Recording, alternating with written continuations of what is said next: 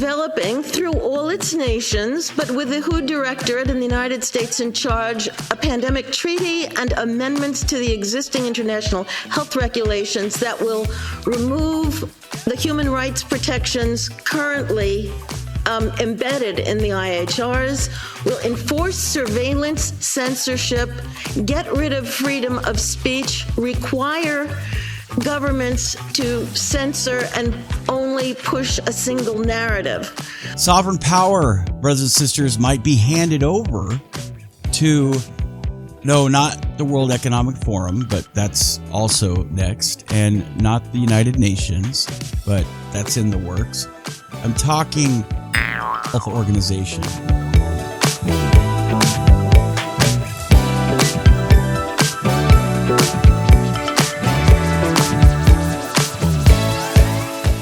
All right. Andrea made the bestest cake in the whole wide world. Cake that we didn't need. What are you watching, babe?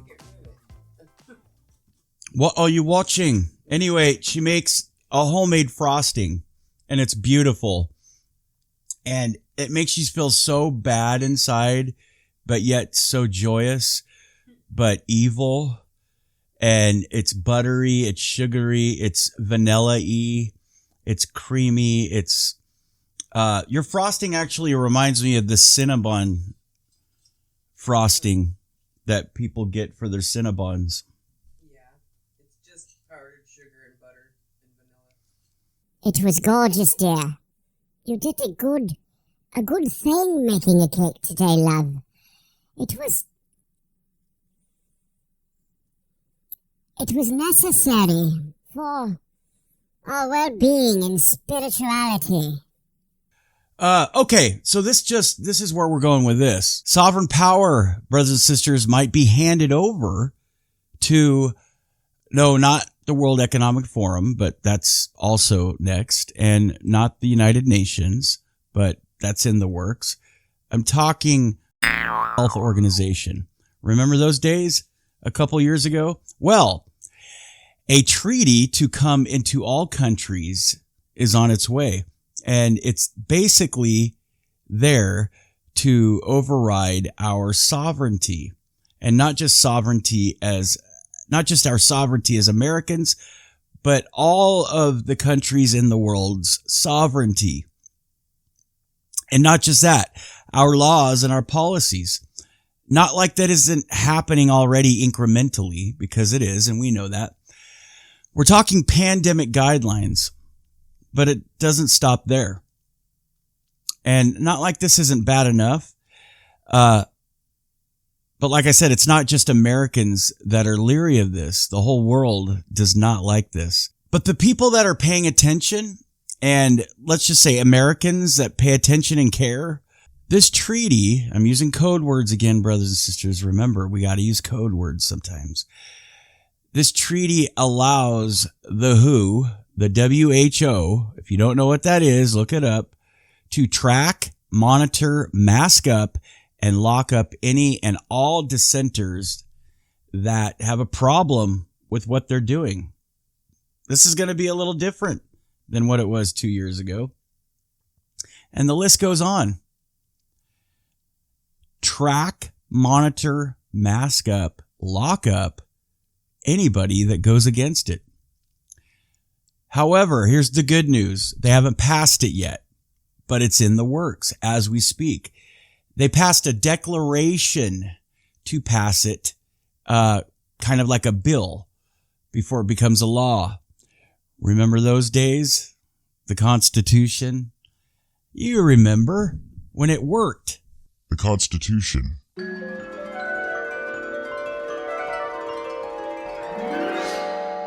With your permission, Doctor, I'd like to nominate you to be president of the convention. I'm grateful, General, but the job belongs to you alone. There's not another man in the country who commands half your respect. You're the only one who can hold everyone together. United we stand, divided we fall.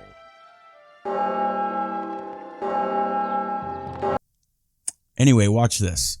I will then submit for the formal consideration of the Assembly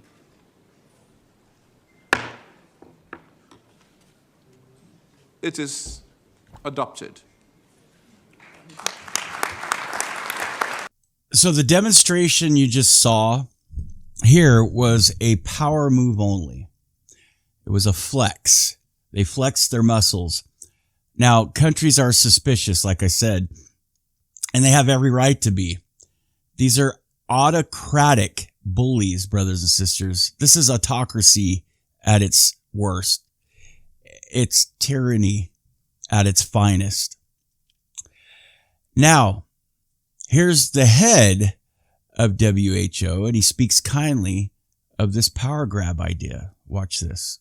First, I would like to start by thanking the President and all member states for endorsing the political declaration. This is a very historic day, and thank you so much indeed.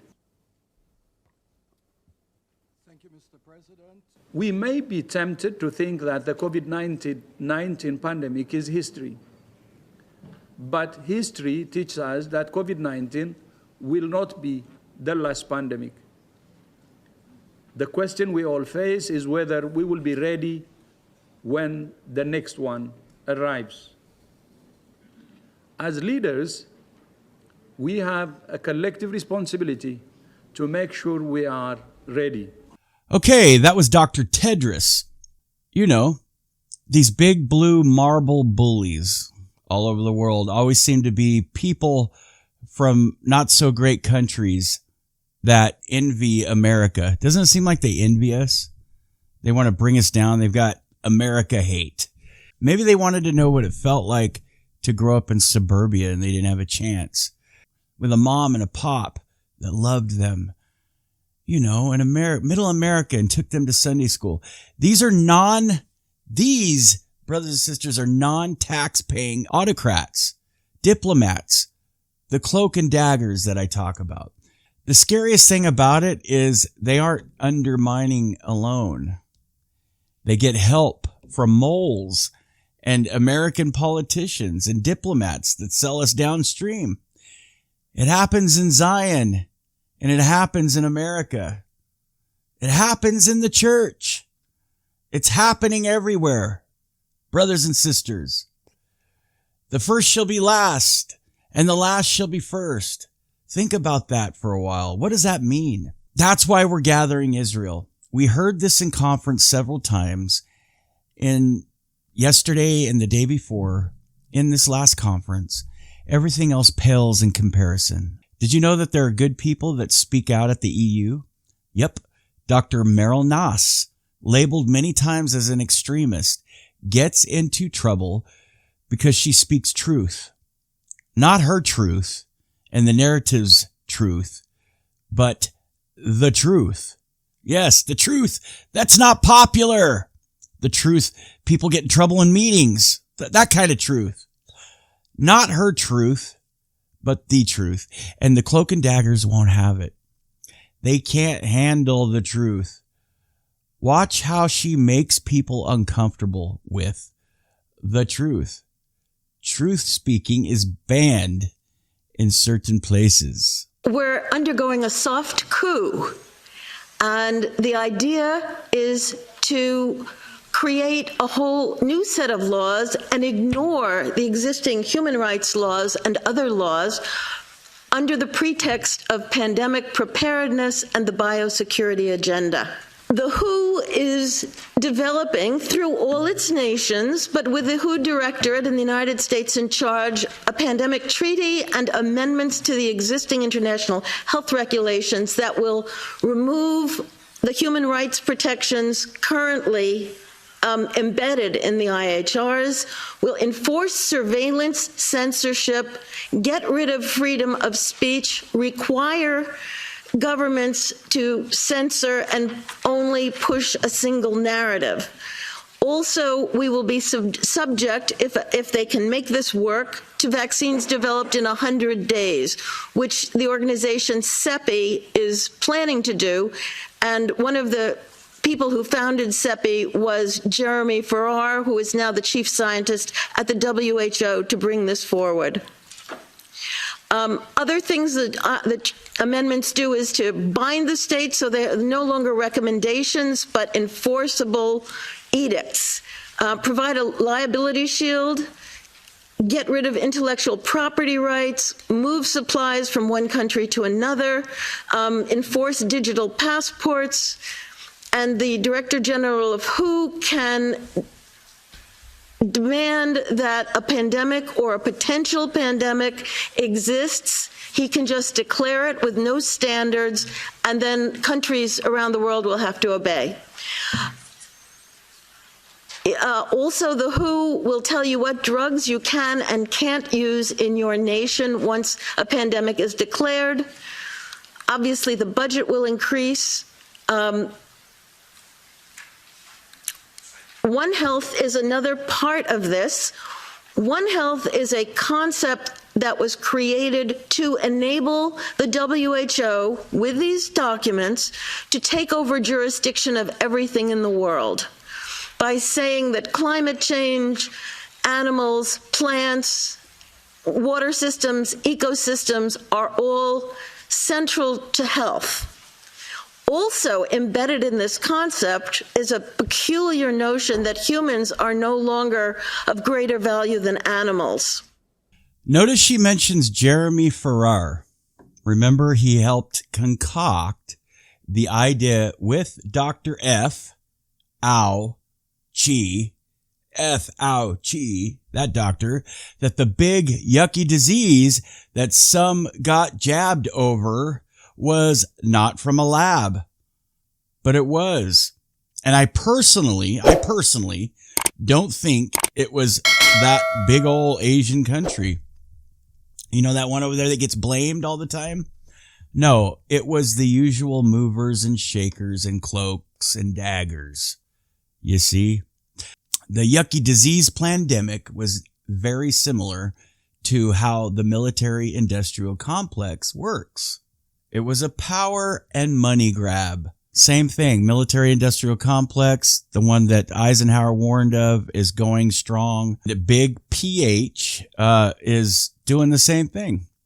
So the Associated Press wants you to think this is a tinfoil hat conspiracy theory. Okay, AP Network News. WHO pandemic treaty draft doesn't sign over U.S. sovereignty, but they do. You saw them vote on a move to vote on it. As the World Health Organization meets on Monday to discuss the first draft of the treaty, social media users are misrepresenting the scope of the document to falsely suggest signing onto it would cede U.S. rights to the international body. Yeah, but just a little bit. It's like, we're not coming in here to completely control everything. We just want to control some things. And then it might get bigger and turn into more things. Yeah, give me a break. Oh, I don't subscribe to them. All right, so here it is. I'll leave you the link if you guys subscribe to AP Network News, but claim a legally binding World Health Organization pandemic treaty will give the organization the authority to control U.S. policies during a pandemic, including those on vaccines, lockdowns, school closures, and more. AP's assessment, false. Of course, they fact check, just like Newt Gingrich and old boy, right?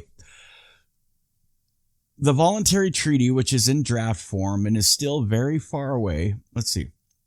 And they call it the zero draft because it's not, it's like a bill for the consideration of the intergovernmental negotiating body at its fourth meeting.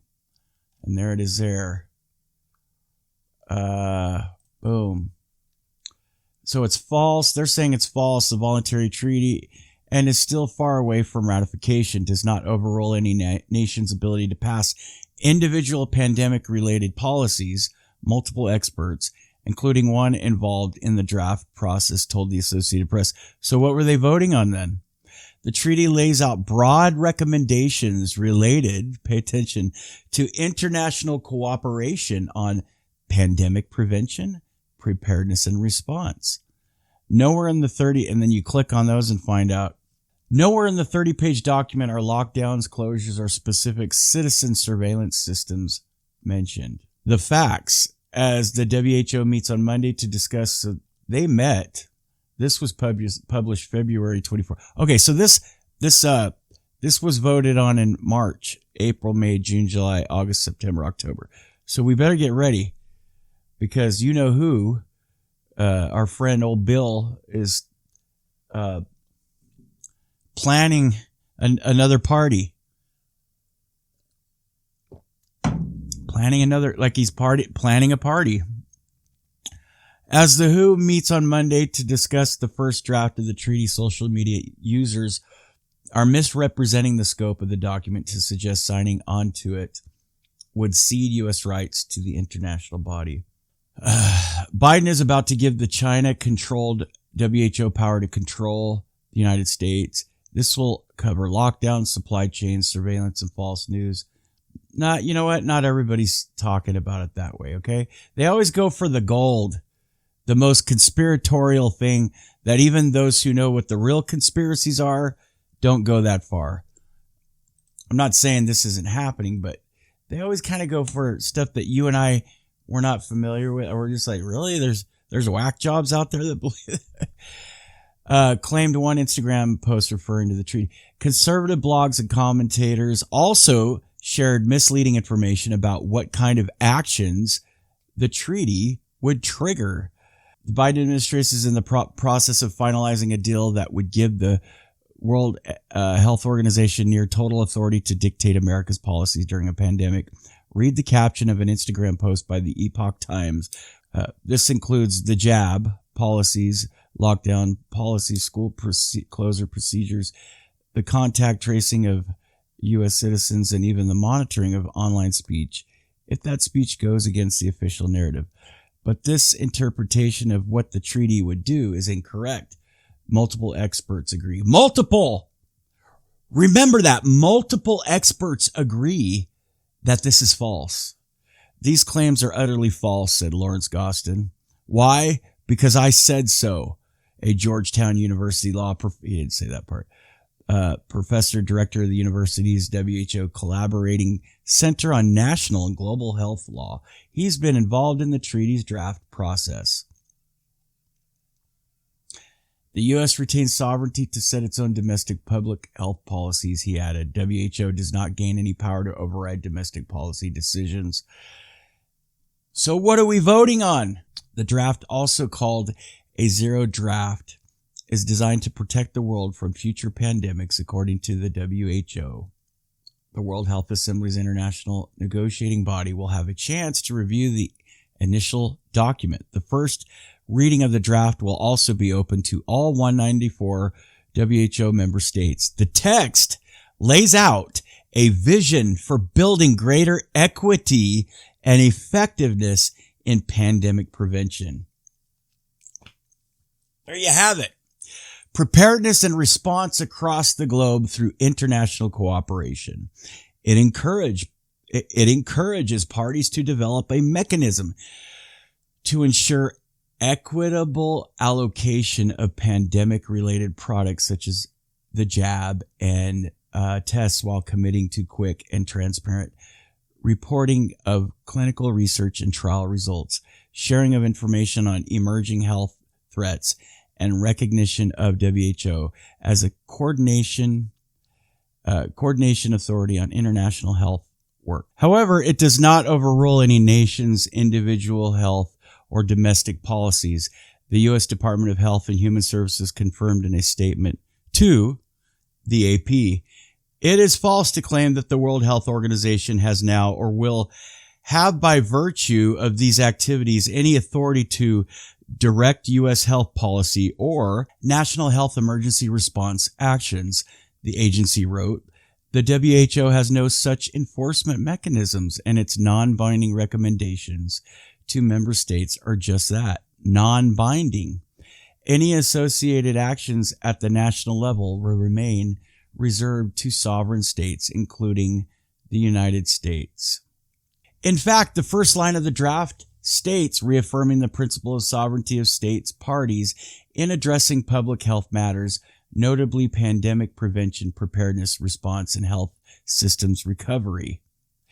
And the separate action of the draft, labeled sovereignty, clearly states that the states have the sovereign right to determine and manage their approach to public health, notably pandemic prevention, preparedness, response, and recovery of health systems pursuant to their own policies and legislation, provided that activities within their jurisdiction or control do not cause damage to their peoples in other countries. There's a clause.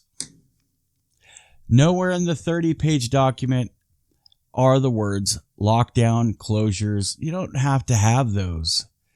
Contact, tracing, or online speech mentioned, nor are mentions of specific citizen surveillance systems. So what's going to happen if this is violated then? Further, while the treaty, if ratified, so we don't have all the fine print, and they're not, this was in February or March. They weren't done drafting anything yet either. Remember that. There are effectively no legal, further, while the treaty, if ratified, would be considered a legally binding document, there are effectively no legal consequences for signatories who fail to adhere. Oh, okay, well, let's see. They do say there's no legal consequences if you fail to adhere or violate terms. Experts say that WHO has no enforcement power to levy consequences over the document. Well, ones we don't know, but it does, other than largely symbolic actions akin to an international slap on the wrist, said Dr. David Friedman. But define what a slap on the wrist is. Why are you being vague? Said Dr. David Friedman, Professor Emeritus of Infectious Diseases at the University of Alabama at Birmingham, who also served on a separate WHO committee of experts for a decade. Gostin agreed that there are no compliance mechanisms written into the draft, and the provisions are about international obligations, not domestic policy. Most of the treaty language is framed as things the signatories should do rather than must do, he added. Friedman also emphasized that the draft does not use mandatory language, but rather encouragements or recommendations. It should be noted that the U.S. is far from agreeing to sign the pandemic treaty. And don't go away, folks. This might seem boring to you right now, but I'm gonna let you in on a little secret here in a minute. And it will take many months or longer even to negotiate a text, Gostin said, adding, even if the United States signs the treaty, it would never empower WHO to make any public health decisions in the U.S. or in any other country. Dr. James Leduc, a professor at the University of Texas Medical Branch who served on a separate WHO committee that assessed parts of the international COVID-19 response, noted that the draft would likely undergo many revisions over what could be a multi-year process if passed at all. Hopefully, the draft zero of the proposed treaty will encourage a robust international dialogue. However, reaching agreement among 194 independent nations will likely be a very long process, he wrote in an email. This is part of AP's effort to address widely shared misinformation, including work with outside companies and organizations to add factual context to misleading content that is circulating online. But let me tell you something. Define tyranny to a left-wing wacko. Define tyranny to a proponent, to those who champion a new world order. And then let someone that loves freedom and loves America and the Constitution, a constitutionalist and a nationalist, American nationalist, let them define what their idea of oppression and tyranny is. So I want to remind you, after reading all that remember she mentioned Dr. Farrar. He was with F-Boy, F-Ow-Chi. He was with Doctor Who, the big guy. And remember what happened to them. They're the Maryland boys, okay? And we're going to trust them again, huh? We're going to trust him. Okay. Yeah, so Meryl Nass, the woman that you just listened to, she was delicensed, labeled many times as an extremist, got in trouble plenty of times. Jeremy Farrar, not anybody to listen to. She mentions him. And he was with Fauci, telling us everything was going to be okay. And the other thing is, read the documents yourself. I'm not going to read them because but go and you can, I'll leave you the link so that you could go look at this draft yourself of what they're considering with this negotiating body. Okay? You will know exactly what they want to do and how they want to implement it. Do not forget that AP is the mouthpiece of the Cloak and Daggers, and they're all for it. And they were disappointed. WHO was disappointed that most of the countries weren't going for this. They're like, we're learning from you guys not to follow you guys anymore. So the discussions of the treaty weren't going so well. And there's a clip of the doctor saying, this is too bad. This isn't good. It was going to go so well. We were getting everybody on board, and we would be able to force everyone to get the jab and force everyone to comply. And this is what our media is championing. This is what they want. So don't trust any of that debunking or fact checking for misinformation. That's not what's going on. So here's proof right here that they had to change their mind because people weren't going for it. They would love to rule you like Satan wants to rule you. Oh, Satan wanted to rule you 1,000 years ago. And now with technology and Leviathan meets Behemoth, the propaganda minister meets technology. He is the propaganda. No, I'm sorry. The adversary meets the propaganda minister. We can roll over you, but people aren't going for it. They have to go for it. Okay. So let me show you this really quickly. These are the changes they had to make. Standing recommendation means non-binding. Okay.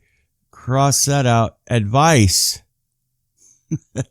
issued by the WHO for specific ongoing public health risks pursuant to Article 16 regarding appropriate health measures for routine or periodic application needed to prevent or reduce the international spread of disease and minimize interference with international traffic. So non-binding means that you don't have to do it or you don't have to comply. When they're scratching it, they're wanting you to comply. They're wanting you to comply. So you understand where the changes are being made. And so that's not cool. The purpose and scope of these regulations are to prevent, protect against, prepare, control, and provide a public health response to international spread of diseases, including through health systems, readiness, and resilience in ways that are commensurate with and restricted to, and then it says public health risk. Scratch that. Then it's all risks with the potential to impact public health. That could be you disagreeing that you are impacting public health, or when you're misinformation spreading. You see what I'm saying? And which avoid unnecessary interference with international traffic, and then scratch and traffic trade. Boy, they're just like mold it as they go, don't they? Livelihoods, human rights, and equitable access to health products and healthcare technologies and know-how. So maybe your land, your cows, your chickens, your produce, your trees, you live too close to water. Your vehicle is a health risk. Your family's too big. I don't know. It just goes on, right? I mean, you get the idea.